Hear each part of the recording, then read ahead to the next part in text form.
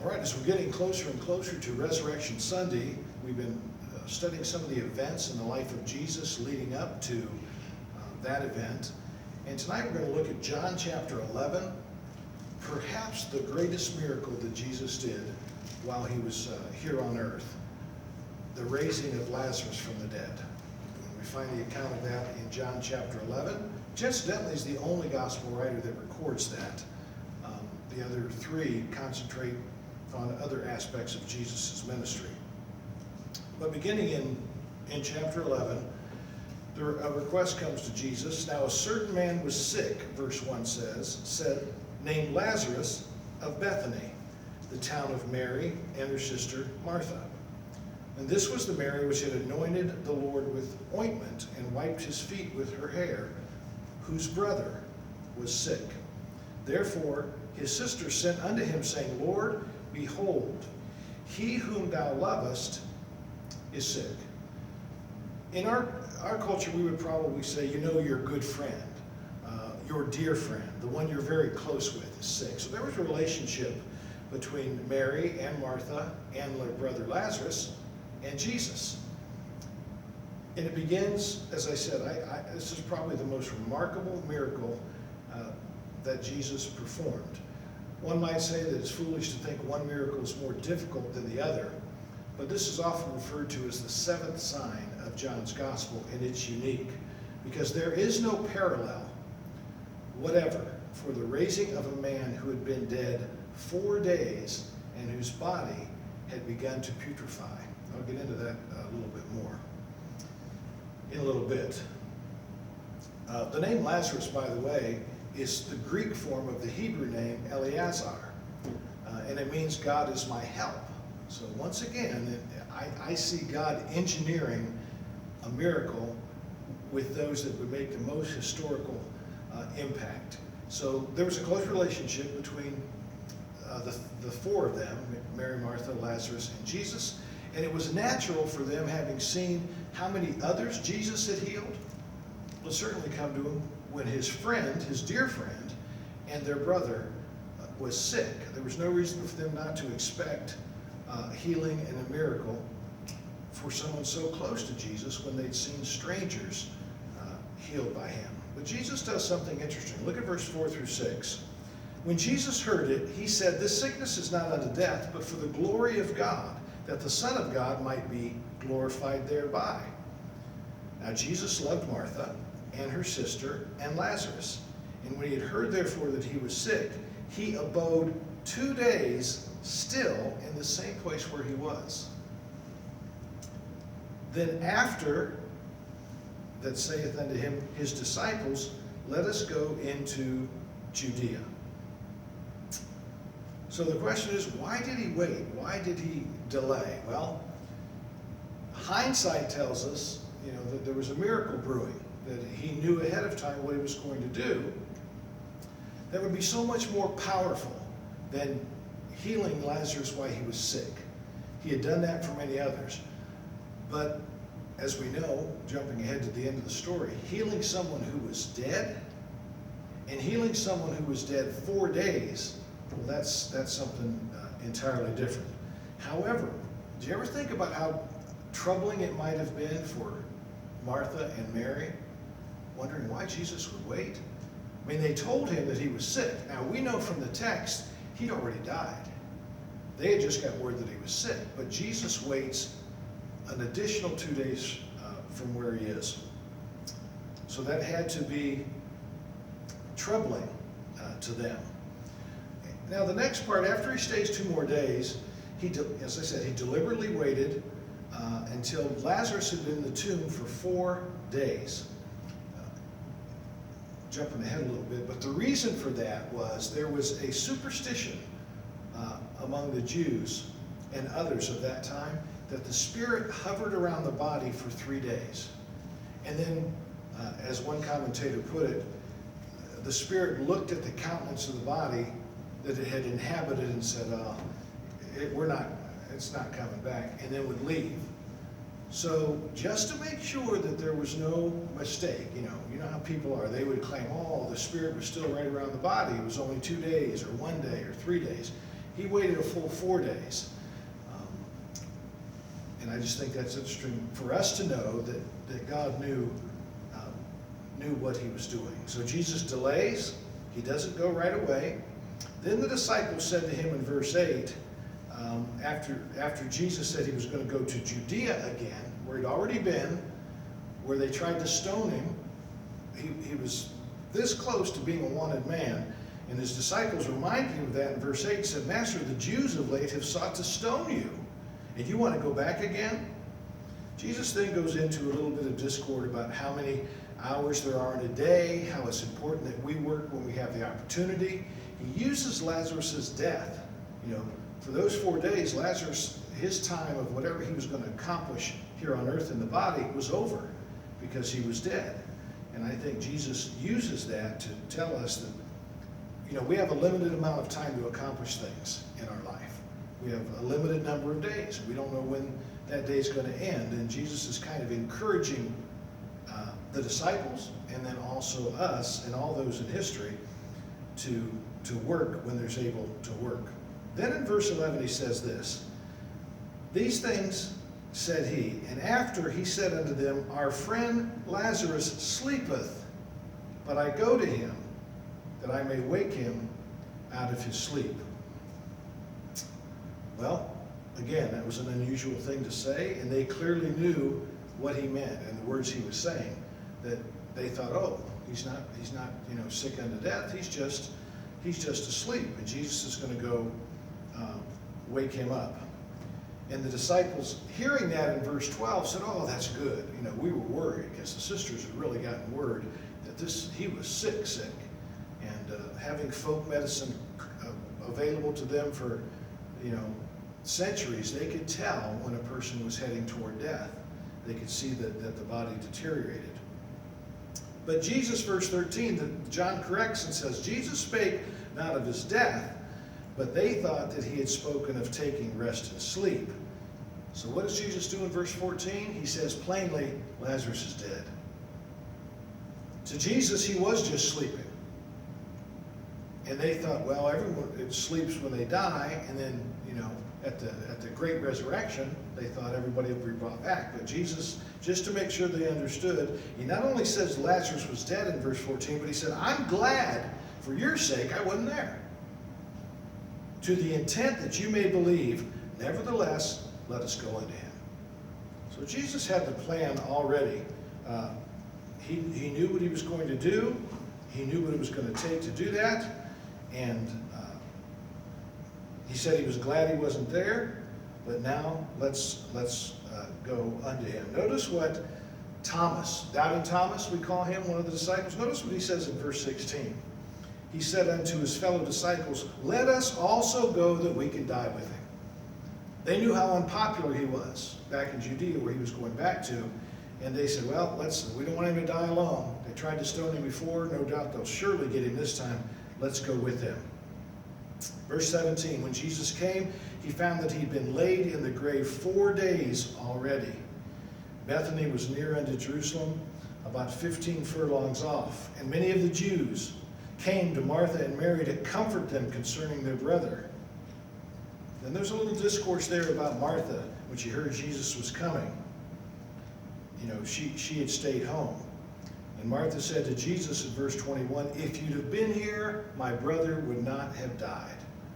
So she expressed faith there. She expressed, some would say, a limited faith, but not really. He's dead. She knows he's dead. And she also knows had Jesus not been there, she felt confident that Jesus would have healed him of his sickness. After all, he was a close friend. Then she says this in verse 22, but I know even now, whatsoever you ask of God, he will give it unto thee. And Jesus said unto her, thy brother shall rise again. The translation of that in the Greek is your brother shall rise to life. So what did she automatically think? Just exactly what she said in verse 24. I know he will rise in the resurrection at the last day. 2 different pages here. Jesus is on one page, understandably. Everyone else is on another page. And he said unto her, I am the resurrection and the life. He that believeth in me, though he were dead, yet shall he live. And whosoever liveth and believeth in me shall never die. Do you believe this? She said, Lord, I believe thou art the Christ, the Son of God, which should come unto the world. So there's some big statements in this chapter. Some understanding of who Jesus was, even before this miracle. So then she goes to her sister secretly. There's a whole story there that would take up all of our time. Let's skip down now to verse 32. Then when Mary was come to where Jesus was and saw him, she fell down at his feet, saying, Lord, if thou had been here, my brother had not died, wouldn't have died. Again, profession of faith. Jesus saw her weeping. Notice, very important, verse 33. The Jews were weeping, which came with her, and he groaned in the spirit and was troubled. Then he asked, verse 34, where have you laid him? And they said, Lord, come and see. That groaned in the spirit is the only place that's used for a human being. The language is translated, that's akin to a horse snorting. Now, I read that for many years and didn't know that. I just thought, Jesus was sad. No, it's going to happen twice, by the way, in this account.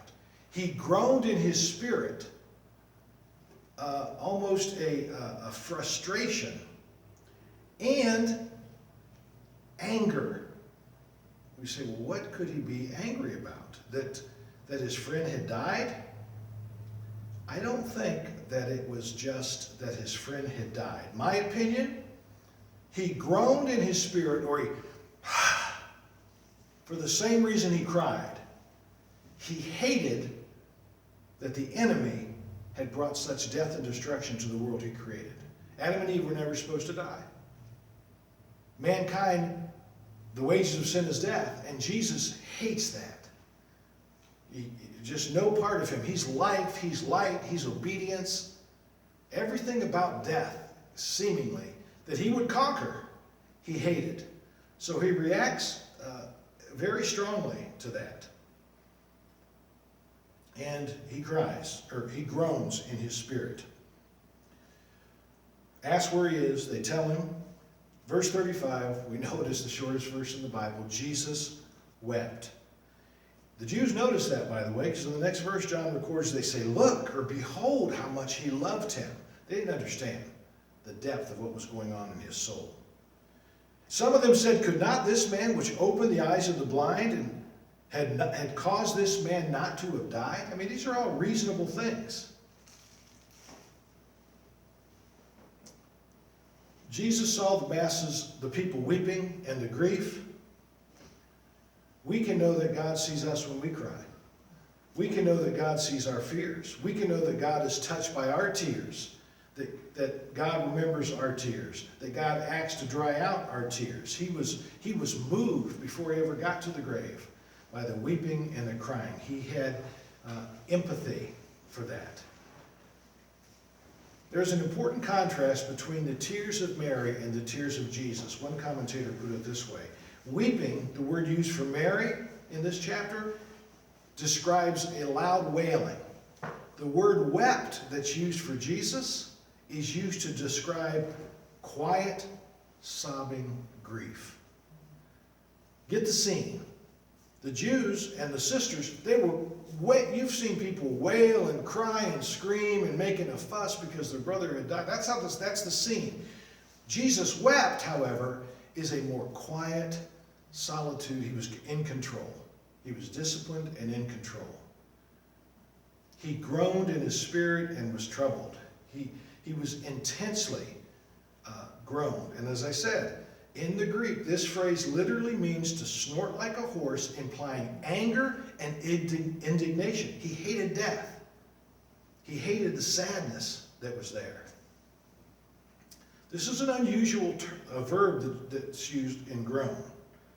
It's unusual, and it's not used for a human being. He was troubled, and it also denotes he troubled himself, because he was in control. The phrase is remarkable, deliberately summoning it up in themselves the feelings of indignation at the havoc wrought by the evil one and the tenderness of the mourners who were there, crying loud. It means so much that Jesus wasn't so much sad at the scene because he knew what he was going to do. It's more accurate to say he was angry and troubled at the destructive power of the enemy and of human death. And he would soon break that dominating power of death. So hopefully that causes us to look at it a little bit different. You know, Christ does not come to the sepulcher as an idle spectator, but he comes there like a fighter preparing for a wrestling match.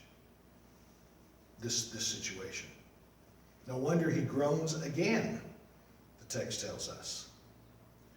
So they notice in verse 36 that he loved him. Verse 37, they reason he's done so many miracles for others. Couldn't he have kept this man from dying? In verse 38, Jesus, therefore, again groaning in himself, comes to the cave, and it had a stone on it, and he says, take it away. Take the stone away.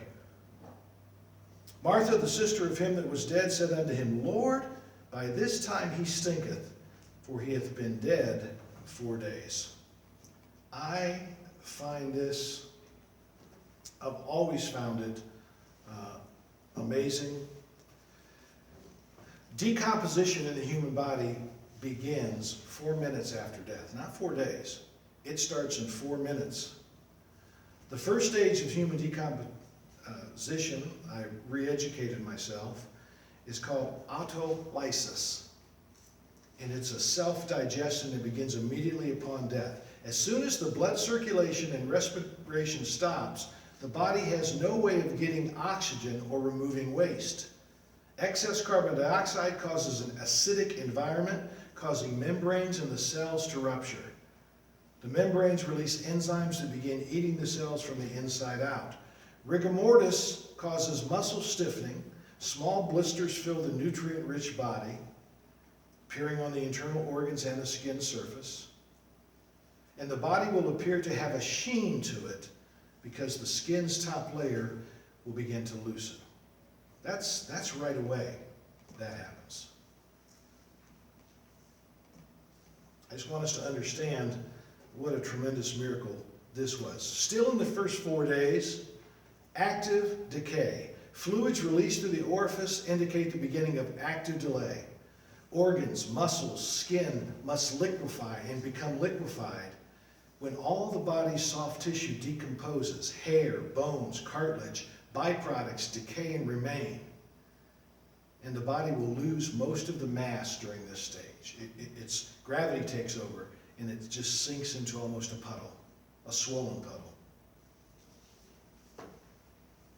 After that begins, and this begins at day 4 and then continues, that, as I said, the mass of the body's lost. So, bottom line, first 24 to 72 hours, the internal organs decompose. 3 to 5 days, the body starts to bloat, and different substances leak from the nose and mouth. Lazarus, not only did Jesus delay it to make sure this superstition about the spirit hovering over the body for 3 days was dispelled, because he was coming on day 4, but he was dead, any way you look at it. By now, physical changes had happened to the body, and there just was no way.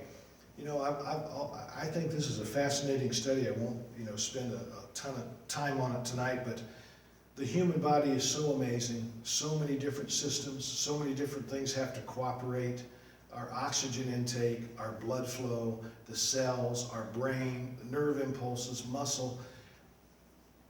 To restore all of that once it's dead and died after 4 days is just absolutely amazing. I think that's absolutely amazing. That's why I said at the beginning, I think this is Jesus' most significant miracle that he did here.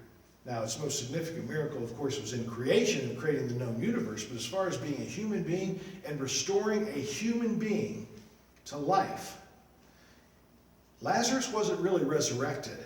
He was re-put together. All those things that had failed, and as some of them are a little gross, and I read them tonight so we get the idea, that had to all be put back together and corrected and healed.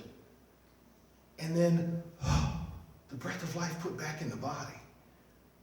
Jesus did all of that. I find it interesting that he didn't do the menial task of supernaturally removing the grave clothes.